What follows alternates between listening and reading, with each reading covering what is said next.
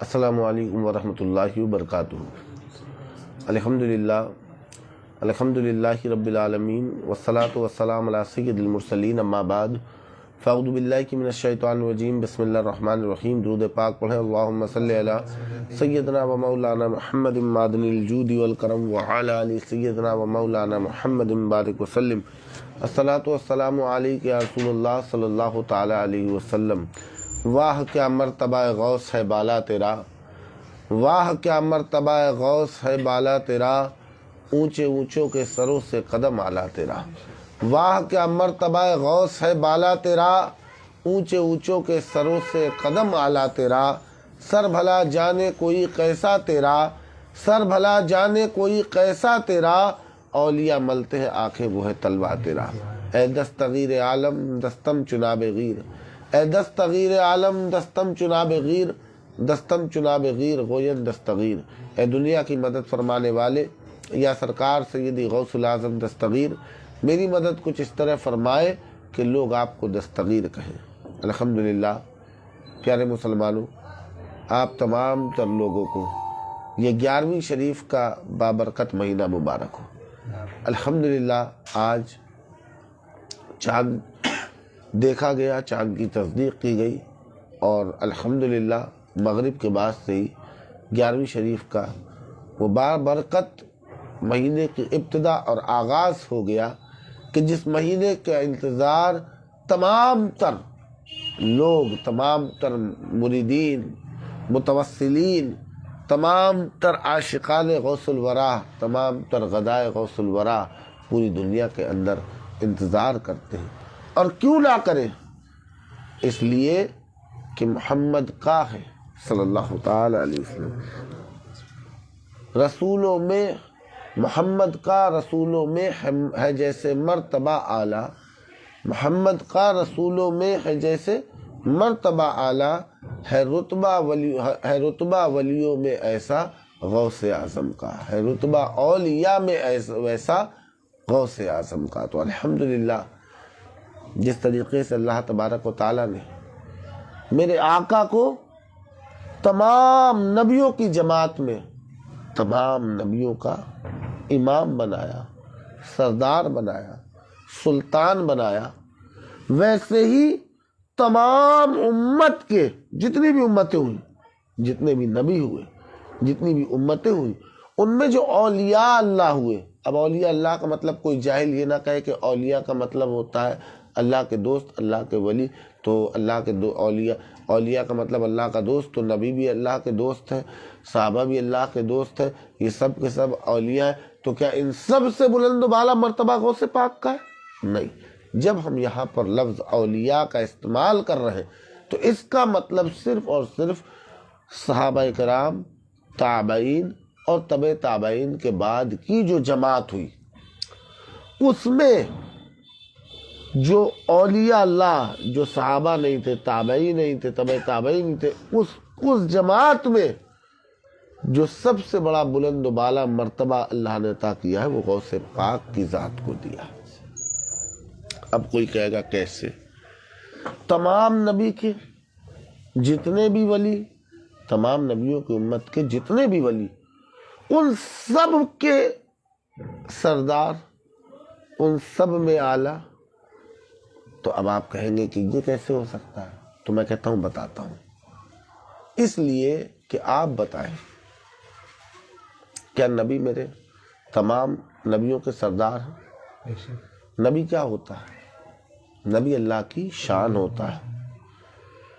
اللہ نبی کے ذریعے اپنی پہچان کرواتا ہے۔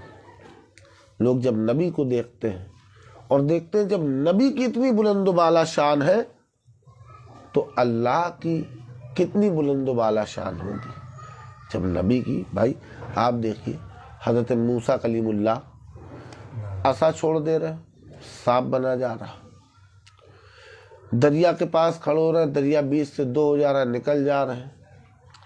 میرے آقا کو دیکھیے، تو نبی کیا ہوتا ہے؟ اللہ کی شان۔ نبی کو دیکھ کے لوگ اللہ کی شان کا اندازہ لگاتے ہیں کہ جب نبی کو اللہ نے اتنے اختیارات اور اتنی طاقت عطا کی ہے تو اس رب کی شان اور اس کے طاقت اور اقتدار کا کیا معاملہ ہوگا. تو نبی کیا ہوتا ہے؟ اللہ کی شان.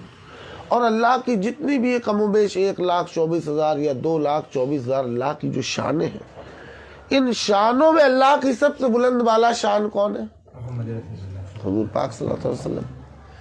تو نبی، اور جیسا نبی ہوتا ہے اتنا ہی بلند و بالا اس امت کا ولی ہوتا ہے. تو جب میرے نبی تمام نبیوں میں افضل، ان کی امت تمام امتوں میں افضل، تو ان کی امت میں جو سب سے افضل ولی ہے ولیوں کی جماعت میں، میرے غوث الاعظم دستگیر ہے. تو جب نبی اللہ کی شان ہوتا ہے تو حضور پاک صلی اللہ علیہ وسلم کیا ہوئے؟ اللہ کی شان ہوئے. اور ولی کیا ہوتا ہے؟ ولی نبی کی شان ہوتا ہے. ولی کو دیکھ کے لوگ نبی کا اندازہ لگاتے ہیں. آئے نہیں تھے لوگ غوث پاک کی بارگاہ میں؟ عیسائی آئے تھے کہ ہمارے نبی نے تو، آپ کے نبی نے مردہ نہیں زندہ کیا، ہمارے نبی حضرت عیسیٰ روح اللہ تو مردہ زندہ کر دیتے تھے. تب آپ نے فرمایا تھا کہ تم میرے نبی کی بات کرتے ہو، مجھے بتاؤ کون سا مردہ زندہ کرنا ہے. تو وہ لے گئے تھے سب سے پرانے قبرستان کی سب سے پرانی قبر، جس کا 400 سال کے قریب کا وقت گزر چکا تھا، اور یہ اندازہ تھا کہ جس کی ہڈیاں بھی اب ختم ہو چکی ہوں گی.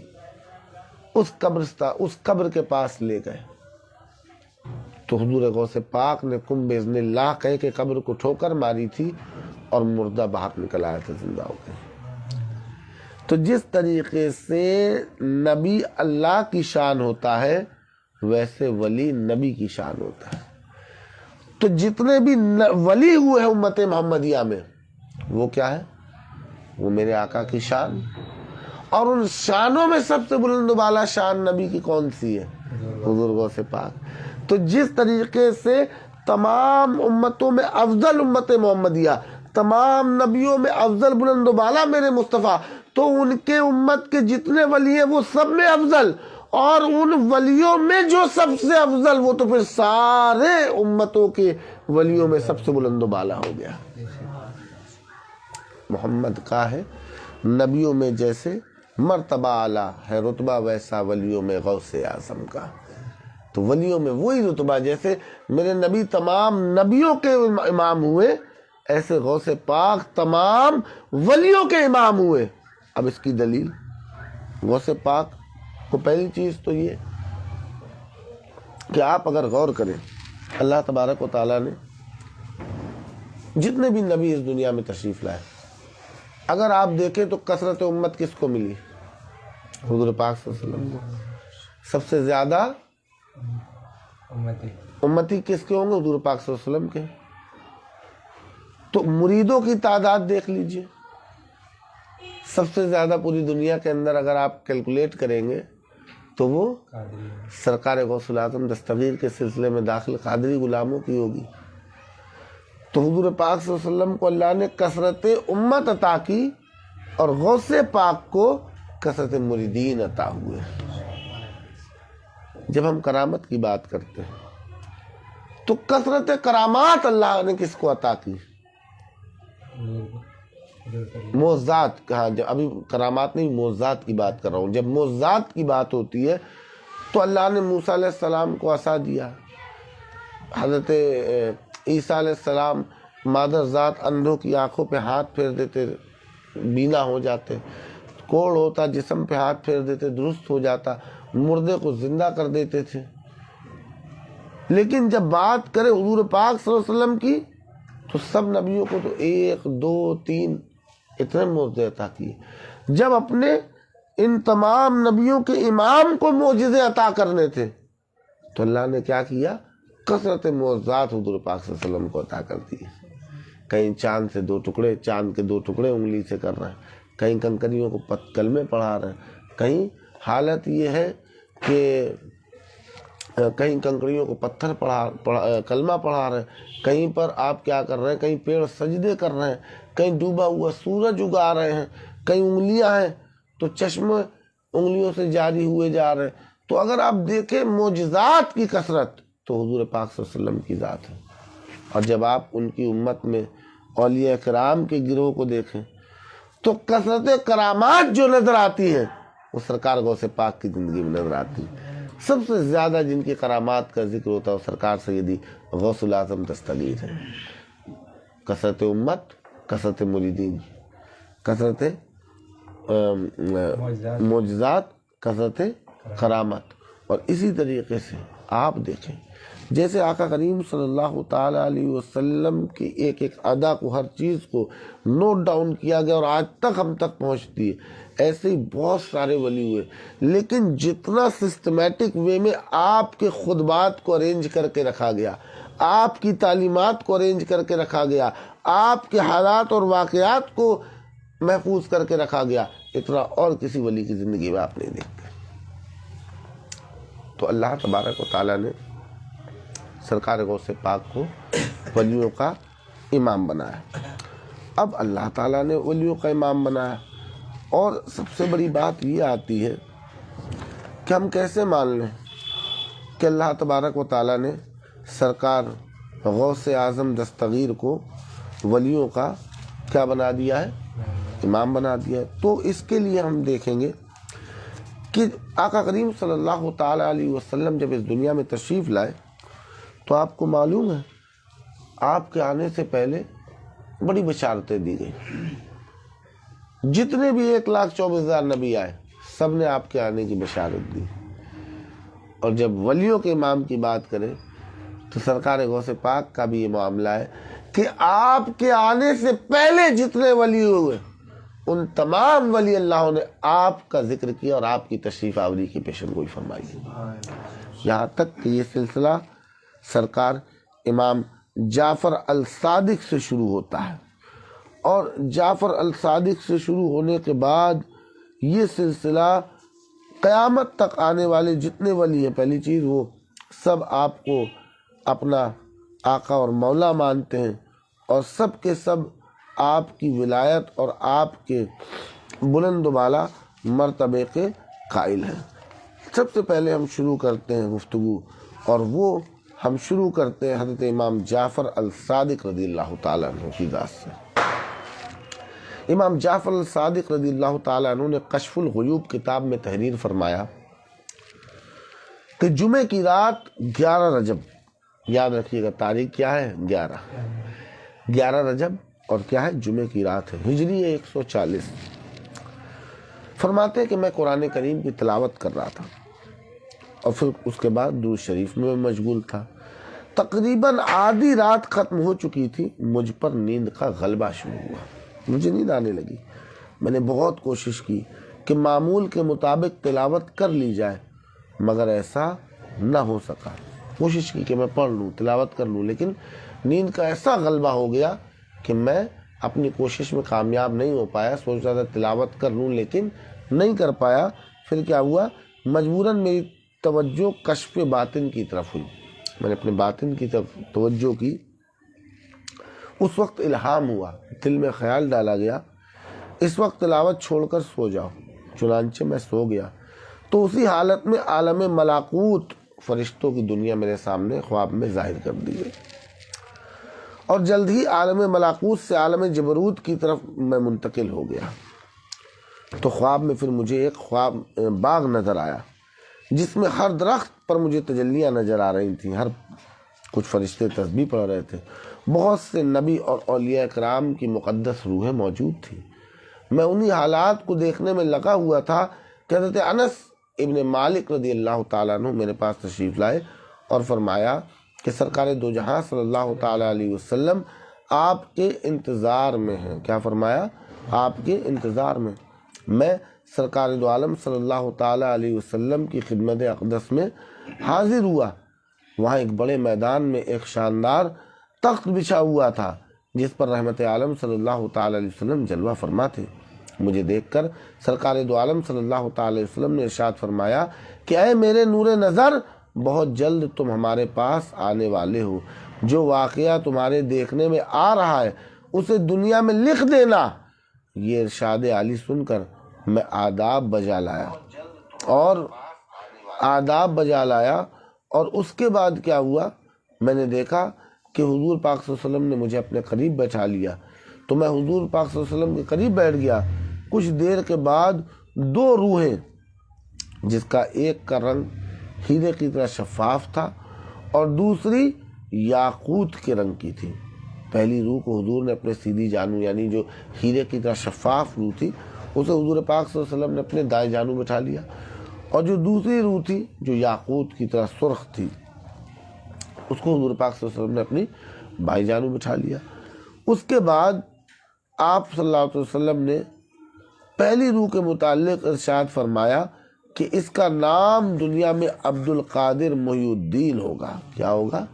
اس کا نام دنیا میں عبد القادر محی الدین ہوگا، اس کا مرتبہ بہت بلند ہے، اس کے اثر سے مذہب اسلام مضبوط ہوگا۔ پھر دوسری روح کے متعلق ارشاد فرمایا کہ یہ میرا بیٹا علی احمد صابر ہوگا، اس کے اندر شان جلال زیادہ ہوگا اور یہ حق کے دشمنوں کو برباد کر دے گا۔ اس کے بعد حضرت امام جعفر الصادق نیند سے بیدار ہو گئے۔ یہ پہلی چیز حضور پاک صلی اللہ علیہ وسلم نے خود سرکار غوث پاک کی تشریف آوری کی بشارت دی، خود حضور پاک صلی اللہ علیہ وسلم نے امام جعفر الصادق کو، اور یہ آج کی بات نہیں ہے، یہ سرکار غوث پاک 471 تقریباً 471 ہجری میں تشریف لا رہے ہیں دنیا میں، اور امام جعفر الصادق 140 ہجری میں اس واقعے کو لکھ رہے ہیں۔ حضور پاک صلی اللہ علیہ وسلم نے 140 مطلب 240 340 تقریباً 331 سال پہلے حضور پاک صلی اللہ علیہ وسلم نے آپ کی تشریف آوری کے متعلق ارشاد فرما دیا تھا۔ اسی طریقے سے آپ کی تشریف آوری کے متعلق حضرت خواجہ حسن بصری رضی اللہ تعالیٰ عنہ نے بھی فرمایا۔ محمد ابن احمد سعید ابن جری الجنزنانی رحمۃ اللہ علیہ نے اپنی کتاب روضۃ النواظر ونزہۃ الخواطر کے 6 باب میں ان اولیاء کرام کا ذکر فرمایا ہے جنہوں نے، اب دیکھیے، ان اولیاء کرام کا ذکر فرمایا ہے کہ جنہوں نے غوث پاک کی تشریف آوری کے متعلق بیان فرمایا۔ حسن بصری جن سے طریقت کا تیسرا سلسلہ نکلتا ہے، ایک سلسلہ امام حسن، ایک سلسلہ امام حسین رضی اللہ تعالیٰ عنہ سے، اور تیسرا خود مولا کائنات کے ذریعے حضرت خواجہ حسن بصری سے یہ تیسرا سلسلہ طریقت نکلتا ہے۔ خواجہ حسن بصری فرما رہے ہیں، کیا فرما رہے ہیں؟ تو مطلب حضرت سعید ابن زری الجنزنانی رحمۃ اللہ علیہ نے اپنی کتاب روضۃ النواظر ونزہۃ الخواطر کے 6 باب میں ان اولیاء کرام کا ذکر فرمایا جنہوں نے سرکار غوث پاک کی غوثیت کے مرتبے کی شہادت دی ہے۔ محمد ابن احمد سعید بیان کرتے ہیں کہ سرکار غوث پاک سے پہلے اولیاء اللہ میں سے کوئی بھی سرکار غوث پاک کا منکر نہ تھا۔ آج تو ولی منکر نہیں تھے پہلے کے، آج تو ان کے مرتبے اور بلندی کے جو لوگ اپنے آپ کو امتی ان کا کہتے ہیں، نبی پاک صلی اللہ علیہ وسلم کا امتی کہتے ہیں، جو ایک عام امتی اپنے آپ کو کہتے ہیں، وہ شان میں گستاخیاں کرتے ہوئے نظر آتے، ان کے مرتبے کو گھٹاتے ہوئے نظر آتے۔ لیکن ایک وہ زمانہ تھا کہ تمام اولیاء اللہ آپ کے مرتبے کی، آپ کی غوثیت کی سب نے شہادت دی۔ محمد ابن احمد بیان کرتے ہیں کہ سرکار غوث پاک سے پہلے اولیاء اللہ میں سے کوئی بھی سرکار غوث پاک کا منکر نہ تھا، بلکہ ان اولیاء کرام نے سرکار غوث پاک کی آمد کی خوشخبری دی۔ انہی میں سے حضرت حسن بصری رضی اللہ تعالیٰ عنہ ہیں جنہوں نے اپنے زمانے سے لے کر حضور غوث پاک کے زمانے مبارک تک صاف صاف لفظوں میں چیزوں کو بیان کر دیا ہے، اور جتنے بھی اولیاء اللہ گزرے سبھی نے سرکار غوث پاک شیخ عبد القادر جیلانی بغدادی رضی اللہ تعالیٰ عنہ کی بشارت دی ہے کہ آپ کے بھی تشریف آوری کے متعلق بشارتیں دی گئیں۔ اور یہ میں نے آپ کو 2 حوالے دیے، ایک امام جعفر الصادق اور امام خواجہ حسن بصری۔ اور کوئی بھی ولیوں کی بات کر رہا ہوں میں، اور کوئی بھی ولی میں پھر میں بتا رہا ہوں، ولی کی جماعت میں انبیاء کرام کی میں بات نہیں کر رہا، میں صحابہ اکرام کے گروہ کی بات نہیں کر رہا، کیونکہ دنیا کے بڑے سے بڑا ولی ہو وہ صحابہ اکرام رضی اللہ تعالیٰ علیہ اجمعین کے گھوڑے کی ٹاپ سے اڑنے والی دھول کے بھی برابر نہیں ہو سکتا۔ میں بات کر رہا ہوں جو صحابہ اکرام کے بعد تابعین، تبع تابعین کے بعد کا جو گروہ ہے، میں ان میں غوث پاک کے مرتبے کی بات کر رہا ہوں۔ کوئی میش اپ نہ کرے، کوئی مس میچ نہ کرے، ارے یہ تو اتنی بڑی شان کیا غوث پاک کے بعد ابوبکر صدیق کو بھی بھلا دیا، عمر فاروق اعظم کو بھی بھلا دیا، مولا علی کو بھی بھلا دیا، یہ تو کہہ رہے ہیں جیسی شان نبیوں میں حضور اکرم صلی اللہ علیہ وسلم کی ہے ویسی شان تو غوث پاک کی ولیوں میں ہے، معاذ اللہ۔ ارے آرام سے بات کو پورا سنو، پوری تقریر سنو، پورا جو یہ 15 منٹ کا 20 منٹ کا سیشن ہے اس کو پورا سنو، 20 سے اڑو مت، اور باقی اللہ ہدایت دینے والا ہے، اللہ جسے ہدایت دے۔ اور جو جھوٹ پھیلائے تو ان کے لیے اللہ خود قرآن میں فرماتا ہے کہ اور جھوٹوں پہ اللہ کی لعنت۔ جو جھوٹ پھیلائے اور لوگوں کو گمراہ کرے تو ایسے لوگوں پہ اللہ کی لعنت ہے۔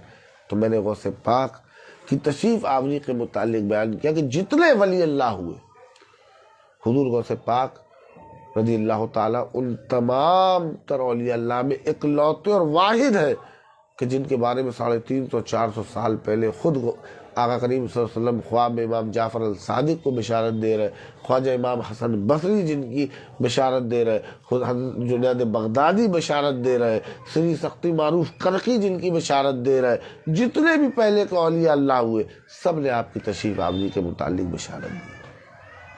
اسی لیے کہا گیا کہ واہ کیا مرتبہ غوث ہے بالا تیرا، اونچے اونچوں کے سروں سے قدم والا تیرا، سر بھلا جانے کوئی کیسا تیرا، اولیاء ملتے ہیں آخر وہ ہے طلبہ تیرا۔ تو پیارے مسلمانوں، عید غوثیہ اب کہیں گے عید میلاد النبی، عید غوثیہ آ گئی۔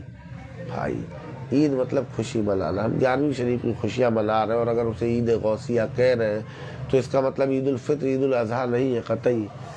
عید غوثیہ غوث پاک کی خوشی میں جو پوری دنیا کے اندر ان کے قادری غلام اور عام مسلمان آپ کی اس 11ویں شریف کو دھوم دھام سے مناتے ہوئے نظر آتے ہیں، تو یہ عید غوثیہ کا چاند نظر آ گیا ہے، اور اس مہینے کی 11 تاریخ کو تمام دنیا کے اندر مسلمان اور تمام تر آپ صلی اللہ علیہ وسلم کی امت کے لوگ میرے غوث پاک کی محبت میں، ان کی یاد میں، ان کی نسبت میں 11ویں شریف مناتے ہوئے نظر آتے ہیں۔ تو اللہ تبارک و تعالی سرکار غوث پاک کے فیضان سے ہمیں دنیا اور آخرت میں مال و مال فرمائے، اور ان کا سایہ کرم تا قیامت تک ہمارے سروں پر عطا فرمائے۔ وما علینا الا البلاغ، استغفر اللہ ربی من کل ذنب واتوب الیہ، حق لا الہ الا اللہ محمد رسول اللہ صلی اللہ علیہ وسلم۔